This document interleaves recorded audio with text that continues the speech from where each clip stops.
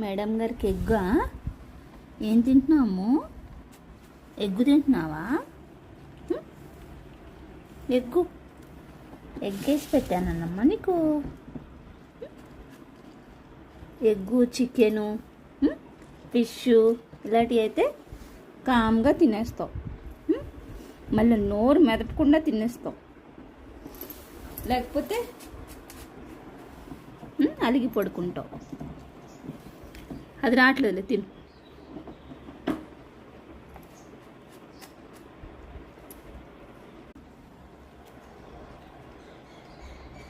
Water, నీళ్ళు అలా జరుగుతుందమ్మో నీకు.